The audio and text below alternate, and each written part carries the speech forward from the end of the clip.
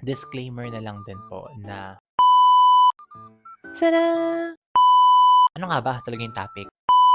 Hello guys! What's up, and welcome back sa ating channel! Ayan guys, thank you so much once again sa mga nanonood sa ating video for today. And welcome sa ating video! And by the way, my name is Joe Lucero. Joe Lucero yan guys. And of course, nandito na naman po ulit tayo sa ating another video. And by the way, sa ating mga bago pa lang po nakakapasok sa ating vlog, ako po ay isang cancer fighter na may classic Hodgkin's lymphoma stage 2V. V? Cortez? Stage 2B, and kasalukuyan pong nagpapagamot sa Philippine General Hospital. And for our topic naman guys, ngayong umaga, tanghali o gabi sa inyong pinapanood nyo dyan.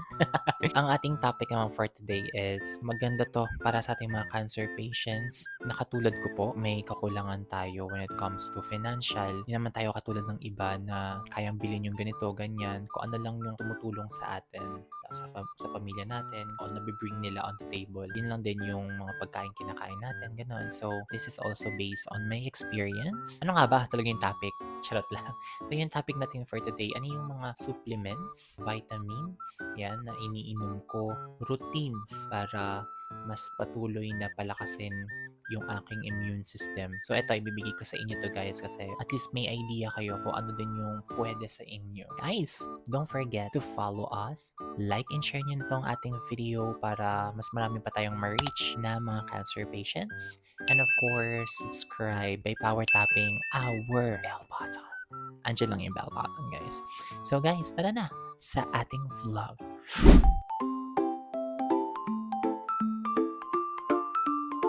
Ayan nga guys, so first muna po is yung ating mga supplements. Actually guys, this is not sponsored, and disclaimer na lang din po na ibibigay ko sa inyo, ito po ay gumana sa akin. Gumana! And ito po yung mga supplements or mga routines na bumagay po sa akin sa lifestyle ko. So might as well check nyo na rin kung ano yung mas babagay sa inyo na supplement and yung mga vitamins na pwede rin para sa inyo. Okay? So sa ating supplements po, ang unang-una dyan guys, tada! Ay, kita ba siya? Bakla, dito sa kabila. Ala ka namang ano eh. Labo talaga, nakakainis. Pero this is Salveo. Salveo barley grass. Actually, ito yung ginagamit ko before. Medyo may pagkamahal siya, kaya ang inano namin is yung trial packs. And iniinom ko siya during and after chemotherapy sessions. Actually, it does work. Hindi ko masasabing it will heal me sa cancer, but it really works sa immune system ko. Mabilis ako makapag-recover, and at the same time, this also helped me sa mga pagkain na hindi ko nakakain na mga gulay. Ito mismo yung grass, yung parang naging supplement ko for my immune system and all. Pero I'm not saying din talaga na siya yung magpapagaling sa akin. Of course, the chemotherapy pa rin would help me for my cancer. So yun, baka naman Salveo, baka naman bigyan mo ito, naman kung paano ako. Charot lang. So, unang-una po talaga Salveo. And I hope na may mga supplements kayo na makuha na pwede para sa inyo. Next po, vitamins po would be potency, yung aking laging ginagamit for my immune system. And it really does help para din po may lakas tayo. May mga times din po pala na umiinom din ako ng buko, yung sa buko juice. Hindi siya yung hinahaluan ng sweeten, yung parang bibiyakin tapos may kasama pa siya, yung nasa gilid ng buko na yun, I'm always drinking that also. Kasi mura lang siya 35 pesos. Tapos pwede mo na siyang inumin throughout the day. Kung may matitira pa, pwede pa kinabukasan. Ref mo lang naman, B. Pa naman yan. And meron pa akong isang ginagamit or iniinom during that time.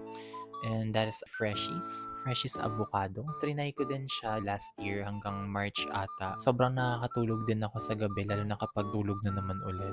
Freshies avocado helped me na makatulog. Hindi to sponsored ha. Pero during chemotherapy, sobrang yung balat namin. Sobrang, alam mo yun, konting gas-gas, masugatan mo lang, nangingitim siya kaagad. Ganun. So, na-help niya na maghilom at the same time, hindi siya mag-darken. Yun yung mga nagustuhan ko with the Freshies. So, yun yung mga supplements and vitamins na nakahelp sa akin. Now, when it comes to my routines, kung ano yung mga kinakain ko, ano yung mga hindi ko na kinakain, kinakain, ganyan, tas ano yung mga nakatulong sa akin. Sobrang iba na talaga.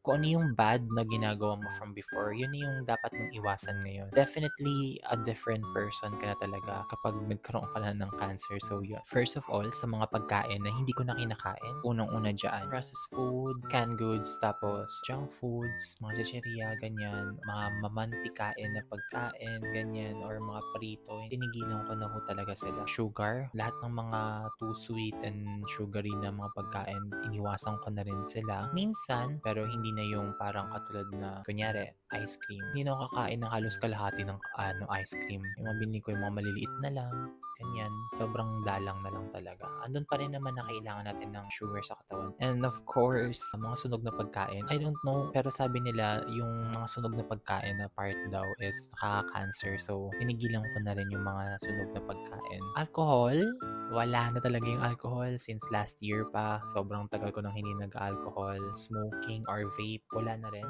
Wala na rin talaga yung mga dati kong ginagawa na mga bisyo. And I'm a good person. I'm a good person. Ayan. And of course, soft drinks. Hindi naman ako pala inom ng soft drinks before. I'm not into soft drinks talaga. Pero may mga times kasi na part siya ng alcohol. Sa mga nag-JD dyan na nilalagyan ng Coke o mga tanduay na nilalagyan ng Coke, tigilan niya ka. And ang mga kinakain ko right now is puro mga greens. Ayan, puro gulay, tokwa, isda. Sometimes we also have mga karne, pero not always. Kasi yun yung alternative ko talaga, tokwa. Kahit anong klaseng luto mo ng tokwa na yun, kakainin ko kasi tokwa. Sarap ng tokwa. Toge, ganyan. Mga greens like malunggay. Ayan, lahat ng mga dahon na pwede. Dahon ng sili, ganyan. Tsaka mas maganda pa yung luto mo o ng luto ng magulang mo kesa naman sa bumibili ka sa labas. Pang fast food, ganyan, no? Routines? Kahit wala kang physical activities, kailangan mo na talaga maglagay. Kasi ako yung tipong tao na hindi po talaga for the physical activities. Ako po, minsan, nilalagay ko talaga na kahit hindi siya running, pero walking. Walking din talaga is one of the best things. Samahan mo yung mama mo, samahan mo yung jowa mo, na maglakad man lang, kahit ito sa bahay, maglakad, stretching, exercises also really helps. Para at least you are still conditioned pa din naman. And meron ka pa rin physical activities. Kung hindi kaya, let's start with the really, really basic, lalo sa mga katulad ko na cancer patients.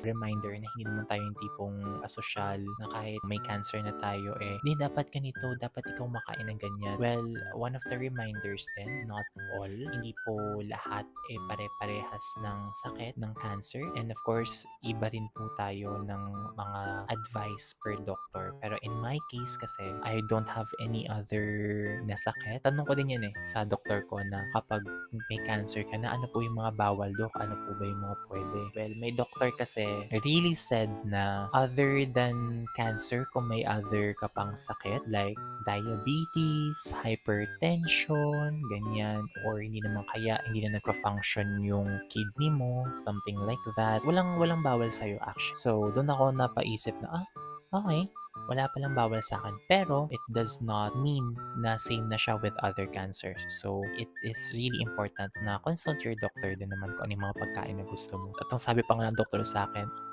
bakit? May diabetes ka ba para pagbawalan ka? Parang, Dok, grabe naman, nagtatanong lang naman ng person. So, yun. Kung ano yung mga bagay na negative sa akin from before, hindi ko na siya gagawin ngayon. So, dapat ganun din. So, yun yung ating magandang reminder para sa ating mga cancer patients. So, yun. Yun po yung mga supplements, vitamins, routines, mga pagkain na hindi ko na kinakain at mga pagkain na kinakain ko para sa aking chemotherapy sessions during or after man yan. And that's it guys for another vlog naman natin for today. Diba? Sana may matutunan kayo sa aking mga pinagsasabi. Charot lang. Sana it helps you kahit sa mga ibang mga routines or supplements na pwede para sa inyo. And Salveo, baka naman be. Charot lang. And guys, thank you so much for watching our video for today. Don't forget to like and share our video. And kung hindi ka pa nakapag-subscribe or naka-follow, ano pang gagawin natin, be, di ba? Siyempre mag-follow ka na at mag-subscribe by tower tapping? By power tapping our bell button dyan. And of course, guys, again, this is Joe Lucerian, and thank you for watching po sa ating mga cancer patients. Kaya natin yan. So guys, thank you for watching, and bye-bye for now.